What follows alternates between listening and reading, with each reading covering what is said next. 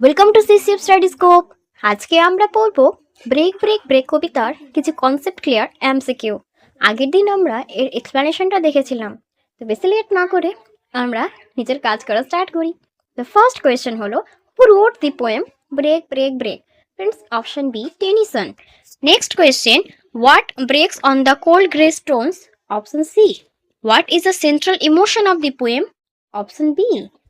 The poem mourns the loss of the poet's friend. Option C, friend Arthur Hallam. The tone of the poem is melancholy. Next question, break break break is an example of metaphor, simile, repetition, irony. Friends, repetition tie answer, তাও metaphor এবং সিমিলিটা বলে রাখি। Metaphor এবং simile দুটোই কিন্তু comparison, এই সবই কিন্তু ফিগার অফ স্পিচের একটা এলিমেন্ট। তো মেটাফর হলো একটা মেটাফর যেদিকে ডিরেক্ট কম্প্যারিজন, অপরদিকে সিমিলি ইনডিরেক্ট কম্প্যারিজন। যদি বলি তার স্মাইলটা হলো সূর্যের রে, সানসাইন, তাহলে এটা হবে ডিরেক্ট কম্প্যারিজন। যদি বলি তার স্মাইল সূর্যের মতো, ওই সূর্যের সানসাইনের মতোই কিন্তু গ্ল্যামারিয়াস বা সুন্দর, তাহলে সেটা হয়ে যাবে সিমিলি। ভালো একটা এক্সাম্পল নিই, যদি বলি হি ইজ এ লায়ন, তাহলে এটা হবে মেটাফোর। যদি বলি he is as brave as a lion, তাহলে সেটা হয়ে যাবে সিমিলি। ওকে, রিপিটেশন, যেহেতু এখানটা ব্রেক ব্রেক ব্রেক একটা ওয়ার্ডই বারবার রিপিট হচ্ছে, তাহলে আনসার কিন্তু হবে রিপিটেশন। অপরদিকে আয়রনি কি না, আয়রনি হচ্ছে আমরা বলছি কিছু, দেখাতে চাইছি কিছু, কিন্তু যে অন্তর্নিহিত মিনিং কিন্তু আলাদা। মানে দ্বৈত মিনিং হয় না, মানে একটাই ওয়ার্ড বা একটাই ফ্রেজ বা একটাই সেন্টেন্স বা ক্লজ যাই বলি না কেন, সে আলাদা একটা মিনিংকেও রিপ্রেজেন্ট করছে। Okay, next question, the poem is a narrative poem, lyric poem? Option B, lyric poem. The fisherman boys symbolise sadness, joyful life? Option B, joyful life. Next কোয়েশ্চেনটা দেখি তাহলে, the stately ships go on suggest life's moves on. সময় কিন্তু চলতে থাকে, জীবন কিন্তু চলতে থাকে। The rhyme scheme of the poem is, অপশনগুলো দেখে নিই একবার। Option B, A B C B. Rhyming scheme তোমরা বার করতে পারো না, তাহলে একবার বার করতে শিখিয়ে দিই। আমরা এক্সাম্পল হিসেবে নিয়েছি where the mind is without fear কবিতাটি। ওকে, আমরা দেখব ফার্স্ট লাইন থেকে লাস্ট লাইন, প্রত্যেকটা আমরা লাইন দেখব, তবে লাস্ট লাইনের যে লাস্ট ওয়ার্ডটা থাকবে তার উপর বেসিস করে আমরা রাইমিং স্কিমটা বার করবো। তো ফার্স্টে দেখো, ফার্স্ট লাইনের লাস্ট ওয়ার্ডটা হচ্ছে ফিয়ার। প্রথমে যাই হয়ে যাক না কেন, প্রথমে এ হবে, তো ফিয়ারের পাশে আমরা এ লিখব। ওকে, এ। তারপরে দেখো সেকেন্ড লাইনের লাস্টে হচ্ছে হাই। যদি এর সাথে মানে ফিয়ারের সাথে ম্যাচ করতো, তাহলে আবার এই লিখতাম। ম্যাচ করে মানে এখানে প্রনাউন্সিয়েশন ম্যাচ করা। ওকে, তো ফিয়ার আর হাইয়ের প্রনাউন্সিয়েশন দেখো আলাদা, এখানটা যেহেতু মেলেনি তাহলে এটা হয়ে যাবে B.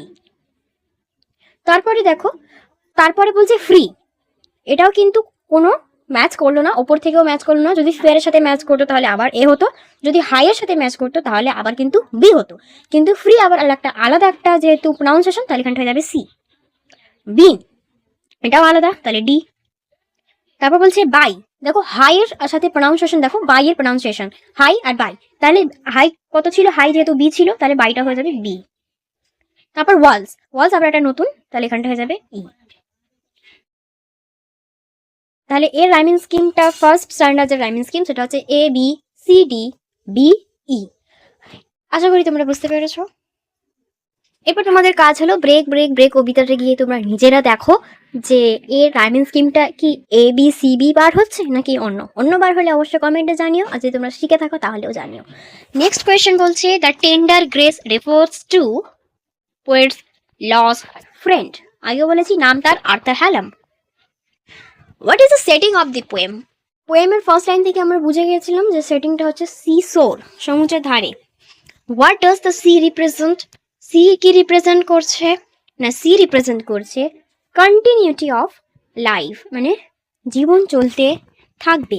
Cold grey stones is an example of, option A, imagery. Okay, next question, which emotion can not be expressed by the poem? Deep sorrow. The main contrast in the poem is between sorrow and joy. The poem ends with a sense of acceptance of loss. Touch of a Vanny's hand refers to a dear friend. The poem highlights that nature ignores human grief. The children in the poem represent innocence. The waves in the poem symbolize repetition of grief. The stately ships symbolize moving away from grief. The theme of the poem is friendship and loss. Why can't the poet see the tender grace again? Because the friend has died. Next, break is primarily an elegiac lyric. আমরা আগেও বলেছিলাম। The poem was inspired by the death of Arthur Hallam. এত দেরি পর বাপরে। What poetic device dominates the poem's opening? যদি আমরা opening line দেখি তাহলে ওটা স্টার্ট হয় ব্রেক ব্রেক ব্রেক, যেহেতু এটা একটা রিপিটেশন, এটা একটা harsh alliterative repetition. Option B, একটু মাথা খাটিয়ে কাজ করলে কিন্তু হয়ে যাবে। The contrast with the children's laughter suggest indifference of nature, inequality, continuity of human life না গ্রোথ অফ সোসাইটি। তো 20-র আনসার হবে continuity of human life. The poem was published in 1820, 1830, 1842 না 1855। Option C 1842। The poet uses the sea to symbolize endless cycles of time, anger of God, natural disasters, material life. Endless cycles of time. The poet's inability to express his grief is a sign of emotional depth. Option B. Oh, Welfarthy Sailor Lad contains an example of at apostrophe. The vanished hand symbolized death. The poem reveals which Victorian concept? এর answer হবে option B, death and meaning of life. The poems conflict in mainly man versus nature. Okay, man versus self, man versus society, man versus fate. আমার তো মনে হয় man versus nature, man versus nature.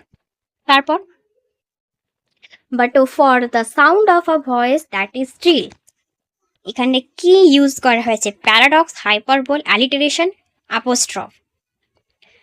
ওকে, এখানটা paradox হবে answer. ওকে, paradox এ কারণেই বলছি কারণ প্যারাডক্সের মানে কি জানো? প্যারাডক্সের মানে হচ্ছে আমরা সেই জিনিসটার বিরুদ্ধে থাকলেও কিন্তু সেই জিনিসটা তো সত্যি, সেটা তো মিথ্যে নয়। তো যেহেতু এখানটায় পোয়েটের ফ্রেন্ডের মৃত্যু ঘটেছে এবং তার যে ভয়েস এখন স্টিল হয়ে রয়েছে, স্থির হয়ে রয়েছে, এটা একটা প্যারাডক্সের এক্সাম্পল। বিকজ সেটা তো সত্যি কিন্তু আমরা তার বিরোধিতা করলেও, এটা পোয়েট বিরোধিতা করলেও কিন্তু এটা সত্যি। তাহলে এর আনসার হবে paradox. The movement of ships is in the poem highlights progress of civilisation, indifference to personal sorrow. আর দেখবো না, option B. The children's joy intensifies the poet's. Option C, pain. What image reflects তাহলে bleakness and emotional numbness. কে করেছিল? সেটা হচ্ছে sea side stones. The repetition of break imitates, কি imitates করে জানো? যে continuous crashing of waves. Okay,